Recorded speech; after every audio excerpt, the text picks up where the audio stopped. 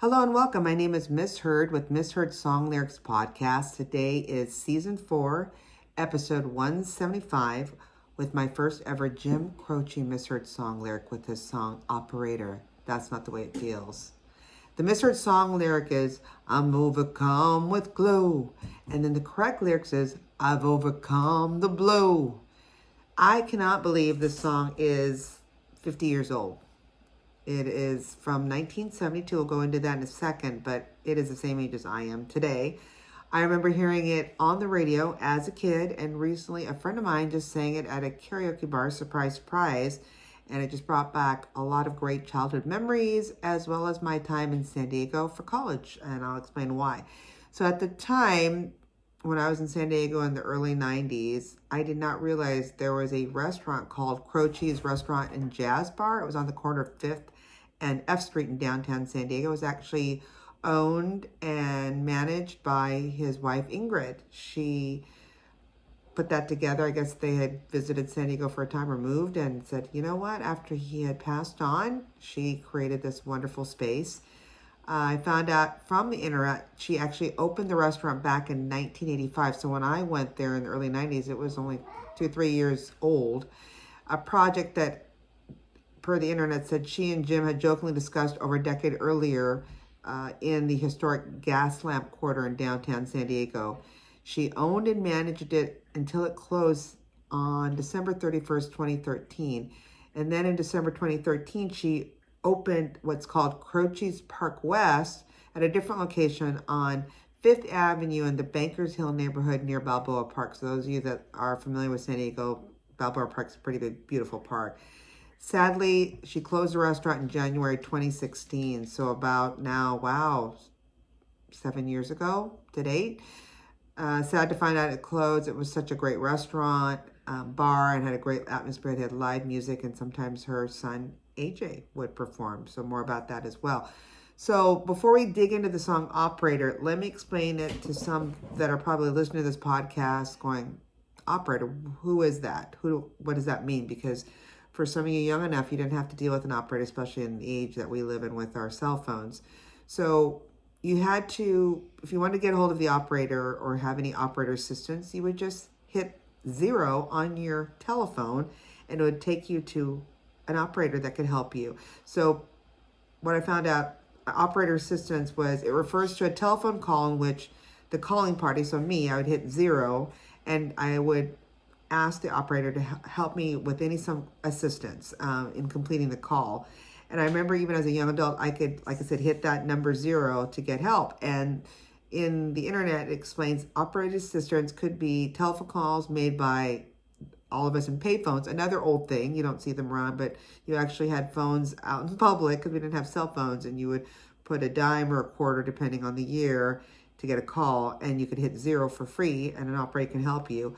These calls were placed station to station, person to person, collect, like I would call 0 or hit 0, ask the operator, can you collect me to my husband? And they would call that number and ask, would you accept the charges? And then, like, my husband would have to say yes, and then they would be charged whatever it's crazy. I know, especially with these youngins that are listening or looking at this podcast. That's how it used to be back in the olden days. And then there were third number calls, also calls billed to a credit card. I remember having to put all those friggin' numbers, having a credit card to call long distance, and certain international calls, which cannot be dialed directly, okay? The telephone operator would also help in determining the kind of technical difficulties are occurring on a phone line. So you would call, again, hit 0, talk to operator, hey, I'm trying to get home my husband or my friend. It's busy. Can you break in? Which is crazy. If it's truly a busy signal that, I'm getting, the operator can actually, what they call busy line verification, break through the call and say, hey, someone's trying to get a hold of you, and request the caller to clear the line for an incoming call. It's what they called a BLI, or busy line interruption. Crazy. And then for other reasons for it is if there's an emergency like police. In addition, operators are often at first point of contact for the elderly wanting information on the current date and time. I remember I'd either call 0 or hit 0, or I think it was like 503-555-1212, whatever, to get information. Like you would call, like, what time is it? It's crazy. We've come so far. Anyway, so just wanted to give that context of why this song was prominent in the 70s, 50 some years ago, because he was calling an operator for some help. So Operator, That's Not the Way It Feels, is a 1972 song written by Jim Croce. Croce's record was released on August 23, 1972. It was the second single released from his album called You Don't Mess Around with Jim. It reached and peaked at number 17 on the Billboard Hot 100 in December of 1972, so 50 years ago already, spending 12 weeks on the chart. So who is James Joseph Croce, or Jim Croce? He was born on January 10th, 1943, and then died very young on September 20th, 1973, a mere 30 years old. We'll go into that in a minute too. He was an American folk and rock singer-songwriter. In between 1966 and 1973, he released 5 studio albums and many singles, okay? During this period, Croce took, they said, a series of odd jobs to pay bills while he continued to write, record, and perform concerts. And then after he formed a partnership with songwriter and guitarist Maury Muleson, his fortunes turned in the early 1970s, and his breakthrough came in 1972. His third album, You Don't Mess Around with Jim, which I mentioned earlier, produced 3 charting singles, including Time in a Bottle. If I spend time in a bottle. It's a beautiful song, which reached number 1 after his death, ironically. The following album, Life and Times, included the song Bad Bad Leroy Brown, which was the only number 1 hit he had during his lifetime. And then on September 20th, 1973, at the height of his popularity and the day before the lead single to his 5th album, I Got a Name, was released, Croce and 5 others died in a plane crash. So sad. Okay, so his music continued to chart throughout the 1970s following his death. And I mentioned earlier his wife Ingrid was actually his early songwriting partner. That I did not know. I learned that today. And then she continued to write and record after his death. And then their son AJ, full name Adrian James, became a singer-songwriter in the 1990s. He was born in 71, so he's roughly the same age as I am, a year older. So I found AJ Croce's website, and explains that, you know, about his history with singing, songwriting, how he's like going back to really opening up, singing some of his dad's songs, but he was blind for a time. Interesting. And in his website, it says, quote unquote, around the age of 4, he went blind due to horrific physical abuse from his mother's then boyfriend. So who she dated, I'm assuming after Jim Croce passed away. AJ was hospitalized for half a year and was totally blind in both eyes for 6 years. How sad is that? It was during that time that he started playing piano, inspired by blind pianists like Ray Charles and Stevie Wonder. Croce, who regained sight in his left eye when he was 10, went on to spend his early teen years performing, including at his mother's establishment, Croce's Jazz Bar, which I believe I was there a couple nights when he did perform. He's really good. So there's that craziness. Okay, so let's talk quickly about Jim Croce's death. So on the night of Thursday, September 20th, 1973, during his tour called Croce's Life and Times, and the day before his ABC single, I Got a Name, that's a beautiful song also, was released, Croce and 5 others were killed when their chartered, they call it Beechcraft E-18S, crashed into a tree during takeoff from an airport in Louisiana. I'm not going to try to pronounce the name of the city because it's just too much. Anyway, Croce was 30 years old, and others killed in the crash were pilot Robert N. Elliott, Croce's bandmate and collaborator Maury Muleson, comedian George Stevens, manager and booking agent Kenneth D. Cortez, and road manager Dennis Rast.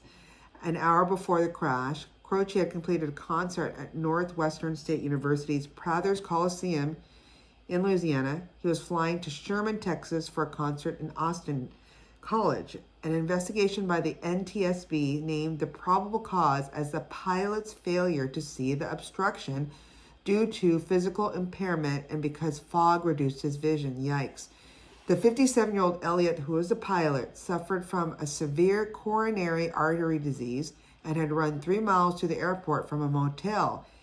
He had an ATP certificate, 14,000 plus hours of total flight time, and 2,190 hours of it in this Beech 18 type airplane. So he definitely was not a novice.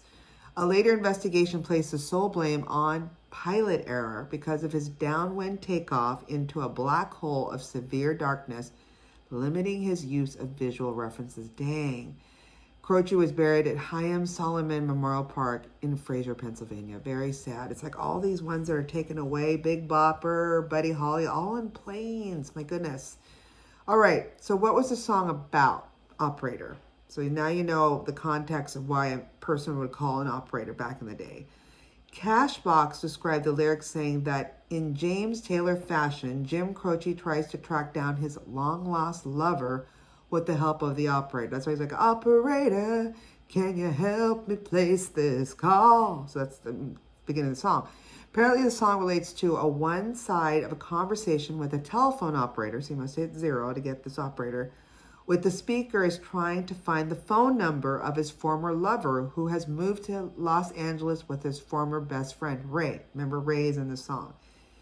He wants to demonstrate to both of them that he's well and over their betrayal, but admits to the operator that he's not. So it's his best friend has an affair with his loved one. He's trying to call them. After the operator has given him the number, he is unable to read it, apparently due to the tears in his eyes. Then he changes his mind and tells the operator not to place the call, appreciatively adding, you can keep the dime, which at that time, in the early 70s, that's how much it was. The cost to do a call was a dime, if you can imagine that, for a payphone. Did you know that this song was actually inspired during when Jim Croce had done military service, during which he says at a time he saw lines of soldiers waiting to use the outdoor phone on base, so the outdoor phone, payphone, many of them calling their wives or girlfriends to see if their Dear John letter was true. Oh my. So Dear John letter is essentially a breakup letter that people would send people, again, before email, internet. And so according to this, the song was inspired by all these servicemen calling their wives and girlfriend. They get the Dear John letter and they're trying to say, are you really breaking up with me? So that's what started the song, which is crazy. So I learned a lot. Hopefully you learned a lot too about the song, is not about I'm overcome with glow, because obviously when you listen to the song and look at the lyrics, he's sad because his best friend took his girlfriend or loved one away. And he's trying to, tell them, I'm fine without you, but he still can't. And that's when he says to the operator, just keep the dime. I don't want to call them.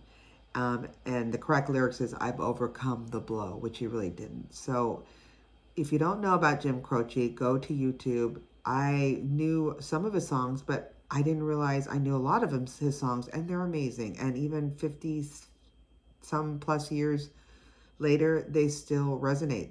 They could be sung today. They're amazing. And it was sad that Mr. AJ and his wife, his son AJ and his wife, Ingrid, lost him. And we all lost him. I mean, can you imagine what other songs Jim Croce probably could have written if he had not passed away? So we're lucky to have him when we did. If you have any great suggestions like this Misheard song lyric, just send them to any of our social media sites. You can do Instagram, Facebook, also Twitter. I know it's kind of crazy on Twitter right now. Or just send us an old-fashioned email at Misheard, that's MISSHEARD songs@gmail.com, and we'd love to hear from you. Till then, keep singing those songs wrong. Bye!